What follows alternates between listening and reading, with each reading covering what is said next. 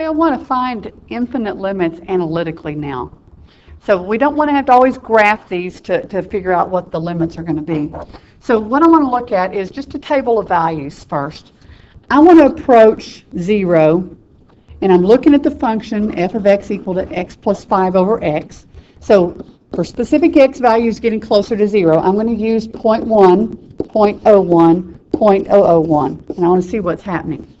The y values, which is just x plus 5 over x, if I put in 0.1, I'm going to have 5.1 over 0.1. Now the simplest way to simplify that is to multiply the top and the bottom by 10. That reduces, eliminates the decimals. So I'm going to end up getting 51 over 1, so it's just 51.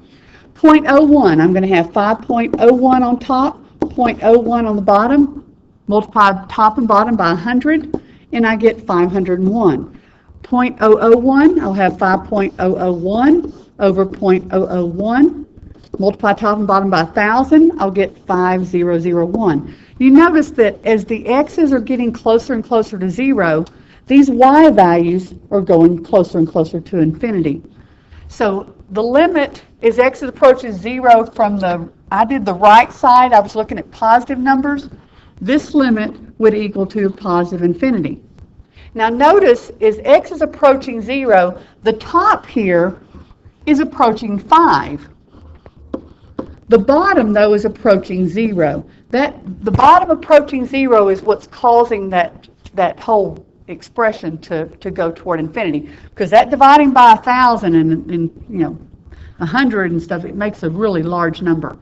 So now, looking at the other direction, now let me look at negative 0.1, negative 0.01, negative 0.001. I'm going to have on the top, I'm going to have, I've already did this as separate tables. Okay, I'm going to have negative 0.1 plus 5 will be 4.9 over negative 0.1. Again, multiply by 10 over 10, I get 49 over negative 1, that's negative 49. Negative 0.01, I'm going to have 4.99 on the top, and on the bottom I'll have negative 0.01, multiply by 100 over 100, I get 499 over negative 1, so I get negative 499. Negative 0.001, I'm going to have 4.999 on the top. On the bottom, I have negative 001, multiplied by 1,000 over 1,000, I get negative 4999. So here, the x's are approaching 0, but from the left side, and the y values are approaching negative infinity. So this limit's equal to negative infinity. Now notice here that each case, as x is approaching 0, the top was approaching some number, 5 in this case, both one of these two limits. The bottom, though, was approaching 0. The bottom's approaching 0 and the top is approaching a fixed number, a specific number. You're always going to have a value that's approaching infinity. So if the top's fixed, the bottom is getting closer to 0, assume that expression, that quotient, is going to be going toward infinity. To figure out if it's positive or negative, see what the signs are. Are those positive numbers? If I plug in a number smaller than 0, is it going to be a positive quotient or a negative quotient? So the general rule that I want you to know is that if you have a fraction, a over b, it's going to grow arbitrarily large in magnitude if the b is approaching 0. Okay, and the a is remaining some non-zero number, so like 5 in this case. So then we're going to have to just figure out, is it positive or negative? So you'll have to look at the exact values. Okay, so let's look at these two limits. Well, first thing I'm going to do is I'm going to try to evaluate it at 3, because if rational expressions don't have a denominator of 0, all I have to do is plug in to get that limit. So, but if I plug in 3 here, I do get a 0 in the denominator. So now what I want to look at is in this fraction, is the top approaching a fixed number? If I put 3 in, the top would be approaching negative 13. That is a fixed non-zero number. Okay, so the statement here said that while the a, the numerator, remains non-zero, and relatively constant. You know, it's not exactly 13 because we're getting numbers closer and closer to 3, but it's pretty close to 13 the entire time. So the top is a non-zero, you know, essentially constant value. The bottom is approaching 0. So by that last statement that I showed you, this is going to be approaching either infinity or minus infinity. To figure out which one it is, look at this side. We're looking at numbers like 2.9. If I evaluated at 2.9 here, I'm going to have 2 minus 5 times 2.9. So I'm near a negative 13 for the numerator. See, I'm putting in 2.9. So I'm near negative 13 on the top, but the bottom when I put 2.9 in is going to be a negative 0.1. So I've got a fixed number on the top, a negative 13 over a negative on the bottom. It's going to be a positive infinity that it's approaching. The next one, the top is approaching, if I put 3 in, it's approaching a negative 13. But if I'm putting in numbers like 3.1, 3.001, 3.001, what's happening to the bottom? The bottom is going to be a positive number. Okay, see over here, the bottom was going to be approaching 0, but it was going to be a negative number each time. And so now if the top's negative 13 and the bottom's a positive number, I already know it's approaching infinity or minus infinity because the top's a fixed, you know, a constant value it's approaching, and the bottom's approaching 0. So I know it's infinity or minus infinity. Since the top's negative, the bottom's positive, I know it's got to be negative infinity.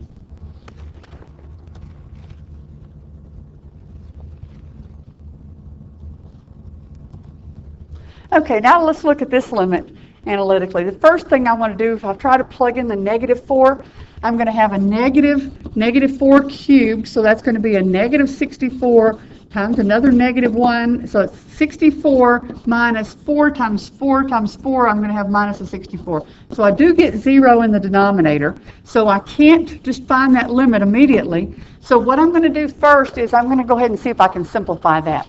Try to factor, reduce it down to lowest terms. The method I was using a minute ago, where I'm looking at the top, seeing if it's approaching a number, a fixed number, and the bottom approaching 0, I need to know that I have a reduced fraction. So first reduce this. I'm going to take out a negative x out of everything in the top. I'll have an x squared, a minus 5x, and a plus 6 left.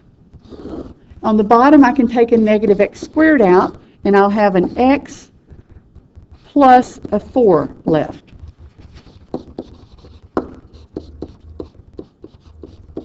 Okay, so now I can see that I have a negative x that would reduce out of both of these. So this is going to be the same thing as the limit of x squared minus 5x plus 6 over, now I've got one x left on the bottom and I have an x plus 4.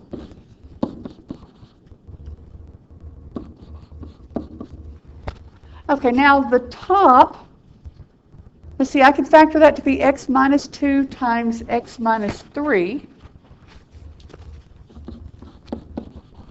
So x minus 2 times x minus 3, and then I have an x times an x plus 4 on the bottom. So I do know it's now reduced. And I'm trying to approach negative 4 from the right side. Okay, so now it's a reduced fraction. I don't have to worry about holes in the graph. I want to notice if x is approaching negative 4, I see that this denominator is approaching 0 because negative 4 in that is going to give me a 0.